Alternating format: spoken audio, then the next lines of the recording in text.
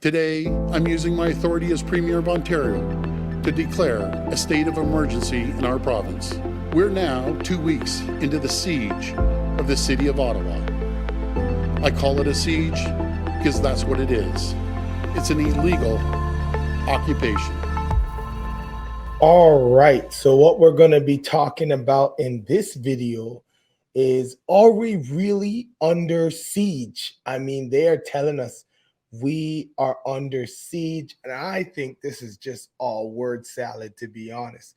Let's use some really intense words so we can up the ante. We've seen it at every level. Ottawa calls a state of an emergency. It's an insurrection. There's all that talk. Province calls, Ontario calls a state of emergency. We are under siege. And now the federal government calls a state of emergency. So it's like on every level, they got to just really work the words to make us feel like we are in some sort of warlike emergency situation, which warrants everybody calling on this emergency.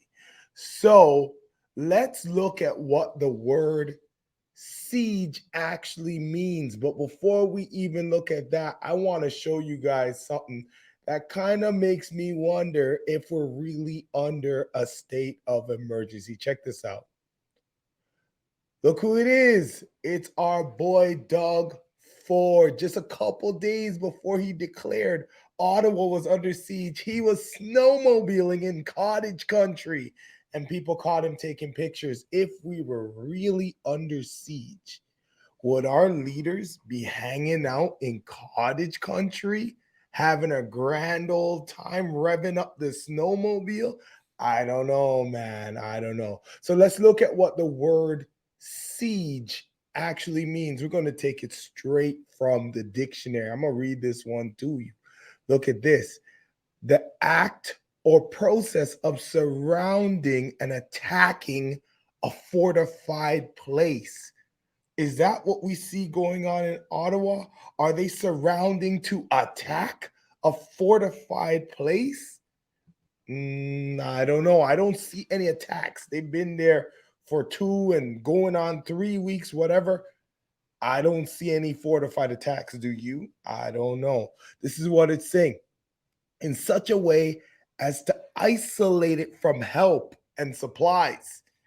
I see parliamentarians going in and out of there, doing their business, having their non sequitur arguments inside Parliament. I don't see them starving them out in there for the purpose of lessening the resistance of the defenders and thereby making capture possible.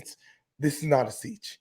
Just by definition, the actual major definition, the number one definition of siege, we can just say straight up, this is not a siege. They are using language, word salad to their advantage. You know why they could get away with it?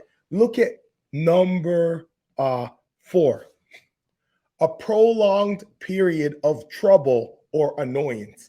I think that probably more so fits what this is for these politicians. It's a prolonged period of trouble for them. To them, these guys are troublers. These guys are making our ratings go down. Our polls are going down because these guys won't leave us alone. They are annoying. The truckers, they're just so annoying. They're just here. And so let's polarize them. Let's call them terrorists. Let's freeze their bank accounts. Let's do all that. Let's call them racist, misogynist. And then when all that doesn't work and people keep supporting them, people keep giving money, and people keep coming out and having a great time out there, let's call it a siege. It's an insurrection. And now we are going to activate our emergency powers to get rid of these people. That's exactly what is happening right now. I want to give us a couple of scriptures actually to dig a little bit deeper on this idea of a siege. What does the Bible have to say about this? There's actual sieges that took place in history that are mentioned in scripture. And I want to just look at this real quick because I love to see things through the lens of the scripture. I love to see the biblical definition of things. This is how I'm not getting deceived by these word salads. A lot of people are agreeing with these politicians and their language because they don't understand what a real siege actually is. So let's take a look at this. All right. Daniel 11, verse 15. Then the king of the north shall come. This is a prophecy. It was fulfilled in history, and we'll talk about that in a second. Then the king of the north shall come and throw up siege works. So back in the day, what they would do is they would create an elevated space. They would create like a mound, a huge mound that would allow them to run up over the wall and run into the city. They would erect something that would give them a high vantage point, siege works, to run up into the city, a fortified place, and take a well-fortified city. So because they're able to run up in there from a higher place, they could take a well-fortified city. And the forces of the south shall not stand, or even his best troops, for there shall be no strength to stand. So the Bible gives us this illustration right there of what it looks like. And this is actually something that happened in history. I'm going to read you what it was. In Daniel 11:15, it's been fulfilled in history since history records that in 2003 BC, Antiochus, I believe that's how it's pronounced, the third, the king of the north, laid siege to Egypt's fortified city, Sidon, and captured it. Antiochus forced the Egyptian general Scopas to surrender near the headwaters of the Jordan River. 3 other Egyptian military commanders sought to rescue Scopas at Sidon, but failed, it says. This was a great strategic victory for Antiochus III, and it also put Israel under the control of the Seleucid kingdom until the Roman Empire wrestled it from its control. Scopas was appointed to the top command of the army in Kol Syria, which is the region of southern Syria, disputed between the Seleucid dynasty and the Ptolemaic dynasty. It was in this place he had to make a stand against Antiochus III, the Great. At first, he was completely successful. So at first, he was all good. He, in fact, reduced the whole province of Judea into subjection to Ptolemy V. However, soon afterwards, he was defeated by Antiochus III at the Battle of Panium. Scopas shut himself up within the walls of Sidon. So he literally isolated himself, running away in fear. Egypt still had their best generals, namely Oropus, Monocles, and Hamaxinus. Okay. Nonetheless, they were no match for the army led by Antiochus III. Thus, Scopas was ultimately compelled by famine to surrender. And it was said that he was run out of the city naked. That's what history tells us. So right there, we see that's what a real siege looks like. You are advancing on them, you are cornering them, and you are stripping them of their resources, right? So to me, what it looks like, or what it sounds like to me, is the actual siege is the government is sieging the protesters, stripping them of their bank accounts, stripping them of the support that they have. You see, so they're calling it a siege, but they're the ones who are doing the actual sieging. Okay, let's go back to another verse. Actually, I want to take a look at this. So Jesus, let's see what Jesus has to say about this. Daniel 24, verse 15 and 16. Jesus says, so when you see the abomination of desolation, this event is about the siege of Jerusalem. And we're going to talk about this real quick.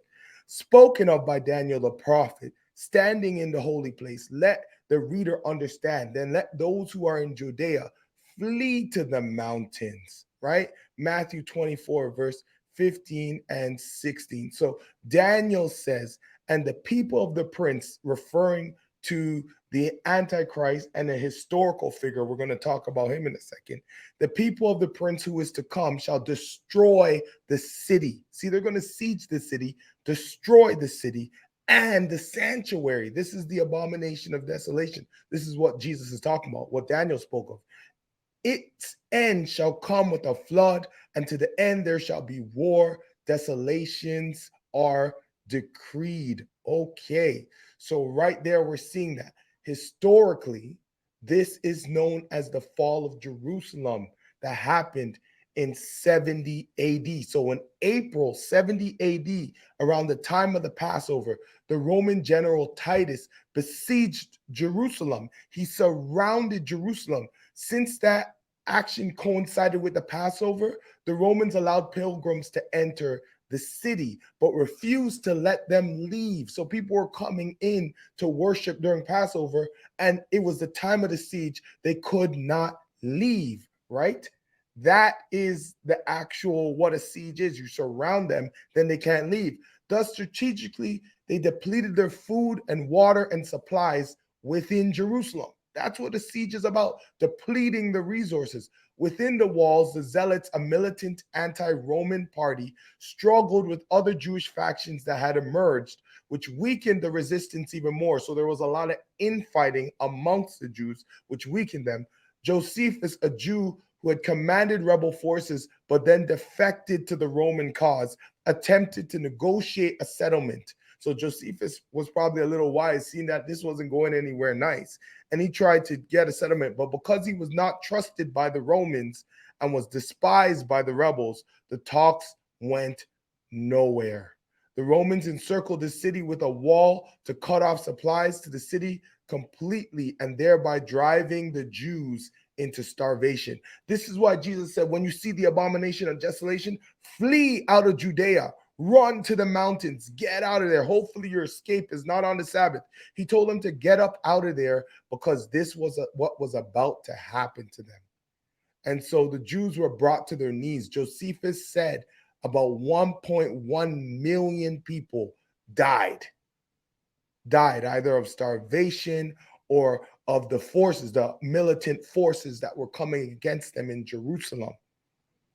That's an actual siege. Right? What we see going on in our capital today is nowhere near a real, actual siege. And I wanted you to understand that.